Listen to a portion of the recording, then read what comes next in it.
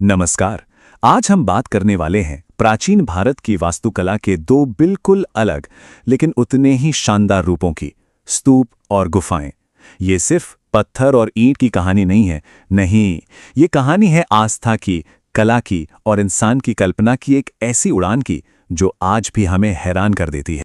जरा सोचिए, वास्तुकला बनाने के दो तरीके हो सकते हैं।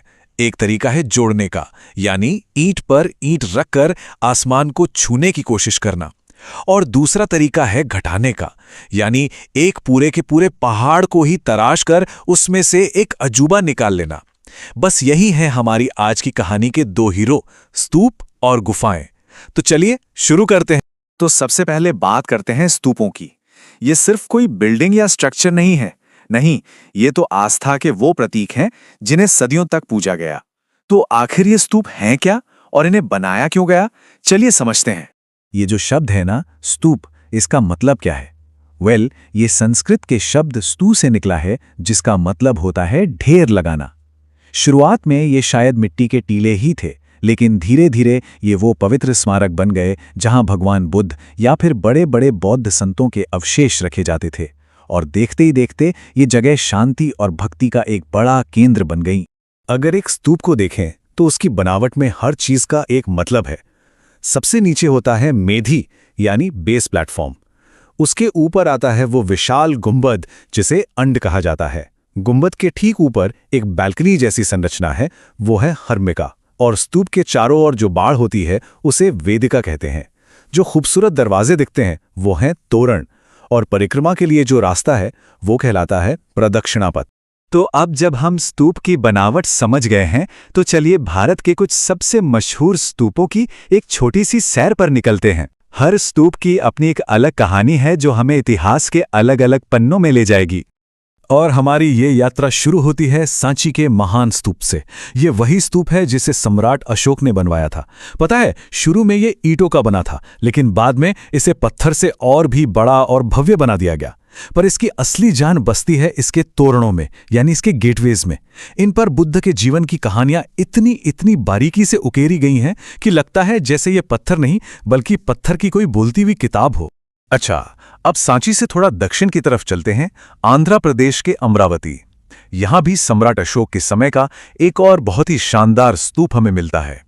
अमरावती की खासियत क्या थी? वो थी इसकी बेमिसाल शिल्पकारी।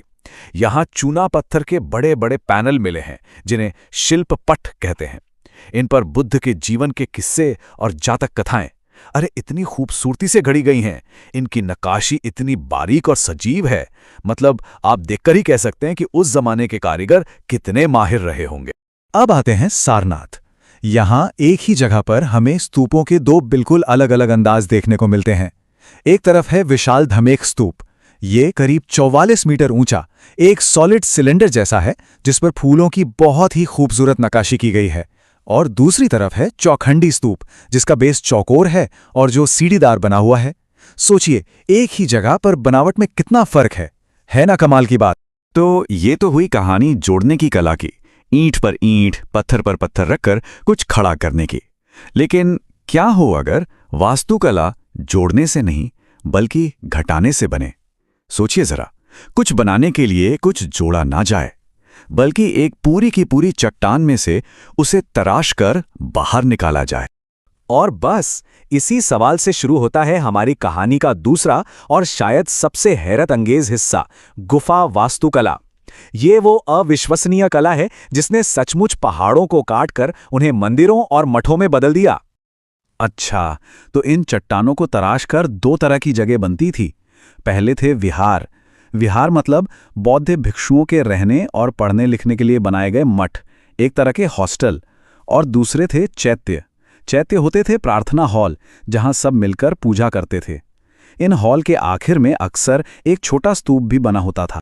तो चलिए अब भारत की कुछ सबसे बेहतरीन रॉक कट साइट्स की तरफ चलते हैं। ये वो जगह हैं जो इंसान की मेहनत, लगन और कला का बेजोड़ नमूना है। और पता है, चट्टानों को तराशने की ये कला कोई नई नहीं है। इसके सबसे पुराने उदाहरणों में से एक है बिहार की बराबर गुफाएं, जो सम्राट अशोक के समय की है। और इन गुफाओं में जो बात सबसे ज्यादा हैरान करती है वो है इनकी दीवारों की पॉलिश। एकदम शीशे जैसी चमक। इसे मौर्यकालीन पॉलिश कहते हैं। और कमाल की बात यह है कि हजारों साल बाद भी ये चमक वैसी की वैसी है। सोचिए उस समय की टेक्नोलॉजी कितनी एडवांस रही होगी। लेकिन जब भी गुफा वास्तुकला की बात होती है तो दो नाम सबसे पहले आते हैं, अजंता और एलोरा। दोनों ही महाराष्ट्र में हैं, पर दोनों का कैरेक्टर बिल्कुल अलग है। अजंता मतलब पेंटिंग्स की दुनिया। यहाँ की गुफाएं अपनी लाजवाब चित्रकारी के लिए जानी जाती हैं, जो ज्यादातर बौद्ध धर्म पर आधारित हैं। वहीं दूसरी तरफ एलोरा का मतलब है मूर्तियां, ग्रैंड स्कल्पचर्स।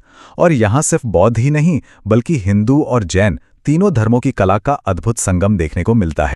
और यही बात एलोरा को सबसे खास बनाती है। ये एक ऐसी जगह है जहां एक ही चट्टान के सीने पर 3 अलग-अलग धर्मों के लिए, बौद्ध, हिंदू और जैन, मंदिर और मठ साथ-साथ तराशे गए। ये उस दौर के समाज की, उनकी धार्मिक सहनशीलता की एक जीती जागती मिसाल है। एलोरा में आप घूमेंगे तो हर गुफा अपनी कहानी सुनाएगी, चाहे वो विश्वकर्मा गुफा हो या रावण की खाई। लेकिन एक जगह आकर सांसें थम जाती हैं, वो है गुफा नंबर 16, कैलाश मंदिर। सुनिए, ये कोई इमारत नहीं है जिसे बनाया गया हो। ये एक चमत्कार है जिसे पहाड़ में से निकाला गया है। इसे एक ही चट्टान को ऊपर से नीचे की तरफ तराशकर बनाया गया है। जी हाँ, ऊपर से नीचे। और यही चीज इसे दुनिया का सबसे बड़ा मोनोलिथिक स्ट्रक्चर बनाती है। अविश्वसनीय। तो ये थी कहानी 2 अलग-अलग कलाओं की, एक जोड़ने की और दूसरी तराशने की। एक एडिटिव, दूसरी सब्ट्रैक्टिव। चलिए अब आखिर में इन दोनों को एक साथ रखकर देखते हैं कि हमने क्या समझा। तो देखिए, एक तरफ थे स्तूप जिन्हें जोड़ने की कला से बनाया गया, जो जमीन से उठकर आसमान की तरफ बढ़े। और दूसरी तरफ थीं गुफाएं जिन्हें तराशने की कला से बनाया गया, जो पहाड़ के दिल में उतर गईं। तरीके बिल्कुल अलग थे, पर मकसद एक ही था, अपनी आस्था और अपनी कला को पत्थर में हमेशा हमेशा के लिए अमर कर देना। तो ये सिर्फ पुराने स्ट्रक्चर्स नहीं हैं, ये तो पत्थर में लिखी हुई वो कहानियां हैं जो हमें हजारों साल पहले की आस्था, उस समय के समाज और इंसान की सोच की उन ऊंचाइयों के बारे में बताती हैं जहां तक पहुंचना आज भी एक सपना लगता है। तो आखिर में एक सवाल बचता है। हजारों साल बाद आज जब हम इन स्तूपों और गुफाओं को देखते हैं तो ये पत्थर हमसे क्या कहते हैं, ये हमें क्या सिखाते हैं? शायद यही कि अगर आस्था और जुनून हो तो इंसान कुछ भी कर सकता है, चाहे उसे आसमान की तरफ कुछ बनाना हो या फिर धरती के दिल को ही तराश देना हो।